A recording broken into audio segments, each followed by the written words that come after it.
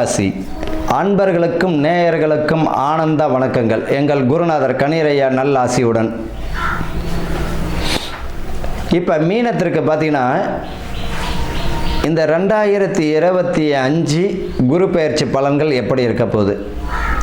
இப்போ இந்த மீனராசிக்கு ஜென்ம சனி வரப்போகுது, அது வரப்போகுது, பயப்படலாம் வேண்டாம். உங்கள் வேலையை நீங்கள் பார்த்தாலே இந்த வருஷத்தை கடந்துடலாம். இப்போ சுகஸ்தானத்துக்கு உங்கள் ராசிக்கு சுகஸ்தானத்தில் வருகிறார் குரு, 4ஆம் இடத்துக்கு வருகிறார். 4ஆம் இடமாக வரும்பொழுது பார்வை இப்போ என்னது? 8ஆம் இடத்தையும் பார்ப்பார், 10ஆம் இடத்தையும் பார்ப்பார், 12ஆம் இடத்தையும் பார்ப்பார்.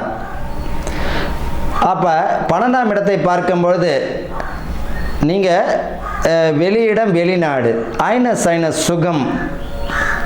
சிலர் பார்த்தீங்கன்னா புத்திர பாக்கியத்துக்கெல்லாம் தடை தாமதமாக இருக்கும், வாழக்கூடிய வீடு பிரச்சனையாக இருக்கும், எல்லாமே சுகமாக மாறி உங்களுக்கு அற்புதமான வருஷம். எது? வீடு கட்டக்கூடிய பாக்கியத்தில் தடைகள் விலகிடும், வீடு கிரகப்பிரவேச அளவுக்கு முடிஞ்சிடும். அதே போல் ஆயுளில் பார்த்தீங்கன்னா பயந்துக்கிட்டே இருப்பாருங்க, மரண பயம். இந்த மீனராசிக்காரர்கள்லாம் இந்த மரண பயத்தில் இப்போ இருந்துட்டு இருப்பாங்க. அதாயிடுமோ இதாகிடுமோ, எதுவும் ஆகாது, எந்த ஒரு எதுவும் ஆகாது, பயப்பட வேண்டிய அவசியம் இல்லை. மரண பயன்றதே வேண்டாம். 8ஆம் இடத்துல இருக்கும்போது அதெல்லாம் விலகி ஆயுள் ஆரோக்கியத்தை அதிகப்படுத்துவாரே தவிர குறைக்க மாட்டார்.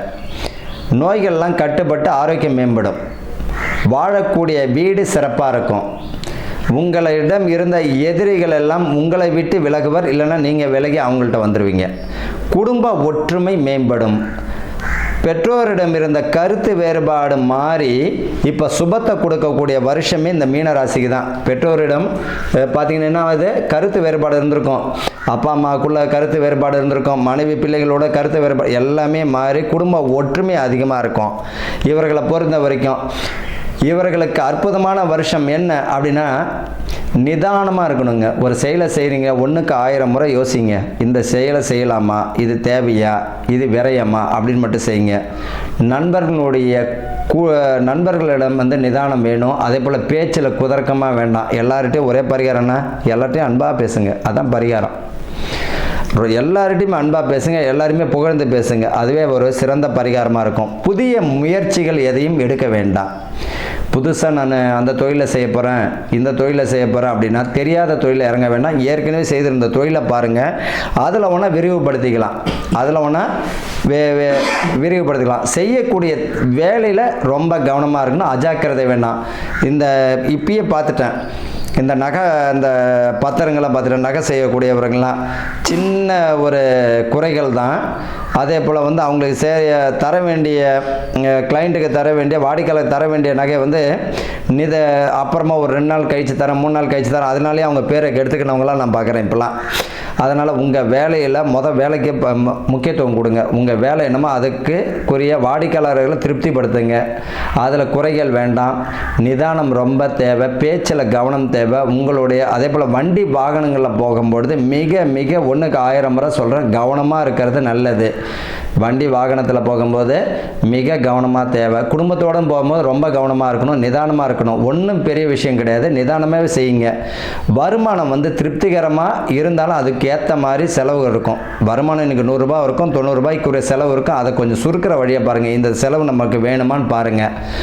ஆரோக்கியமான உணவுகளை சாப்பிட்றத பாருங்க. கவனமுடன் செயல்பட வேண்டிய காலம்தான் இந்த 2025. ஆக மொத்தத்தில் இந்த 2025 எப்படி இருக்கும் அப்படின்னா, நல்ல சுபகாரியத்துக்கெல்லாம் பலமாக இருக்கும். ஆனால் எல்லாத்துலேயும் கவனமாக இருக்கணும். வீடு வாங்குறீங்க, வில்லங்க இருக்கான்னு பாருங்கள். சொத்து வாங்குறீங்க, வில்லங்க இருக்கான்னு பாருங்கள். உங்களுடைய வேலையை மட்டும் செய்யுங்க. அரசு ஊழியர்கள், அரசு அதிகாரிகள் மிக மிக 1க்கு 1000 முறை சொல்கிறேன், மிக மிக இந்த கை ஊட்டல், தேவையில்லாத பிரச்சனைகள், தேவையில்லாத விஷயங்கள் இருந்தனா மாட்டி 100% விட்டுருவார். உங்களுக்கு தெரியாமலே சில விஷயங்கள் வெளியே வந்துடும். மறுநாள் தான் தெரியும், ஓ நம்மளுக்கு தெரியாமல் நடந்திருக்கான்னு. யார் அதனால் உங்களுடைய வேலையை மட்டும் 1க்கு 1000 முறை சொல்லும். என்ன வேலையோ அதை மட்டும் செய்யுங்க. மற்றவங்களுடைய பேச்சுக்கு ஆளாக வேண்டாம். கூடா நட்பு கேடு தரும், தேவையில்லாத பழக்க வழக்கம் கேடு தரும். தேவையில்லாத பழக்க வழக்கம் பார்த்திங்கன்னா இந்த கணையம், வயிறு சம்மந்தப்பட்டது, முதுகுத்தண்டு வளம், முட்டி சம்மந்தப்பட்ட பிரச்சனைகள்லாம் தருவதற்கு வாய்ப்புகள் உண்டு. தேவையில்லாத பழக்க வழக்கம் இருந்தால் விட்டுடணும். அதே போல் உடற்பயிற்சிகள் இந்த மாதிரிலாம் கையில் எடுத்துக்கிறது நல்லது. அதிகாலையில் வந்து பார்த்திங்கன்னா இந்த தியானம் பண்ணுறது, ஆரோக்கியத்துக்கு முக்கியத்துவம் கொடுங்க. நிதானத்தை ரொம்ப கையில் எடுத்துக்கோ. குடும்பத்தில் உங்களுடைய மனைவி, உங்களுடைய பிள்ளைகள், உங்களுடைய பெற்றவங்களை மட்டும் பாருங்கள். இந்த காலகட்டத்தில் உங்கள் குடும்பத்தை பாருங்கள், செய்யக்கூடிய வேலையை பாருங்கள். வேறு எந்த முன்பின் தெரியாத நபர்களை மூக்க நுழைத்த வேண்டாம். தேவையில்லாத விஷயங்களை தலையிட வேண்டாம். வம்பு வழக்கு வருவதற்கு வாய்ப்பு இருக்குது. அதனால் தேவையில்லாத விஷயத்தில் தலையிட வேண்டாம். உங்களுக்கு தேவையில்லாத விஷயத்தை நடந்துக்கவும் வேண்டாம். தெரியாத தொழிலில் காலை வைக்க வேண்டாம். கூட்டு தொழிலில் கவனமாக இருக்கணும். நண்பர்கள் விஷயத்தில் கவனமாக இருக்கணும்.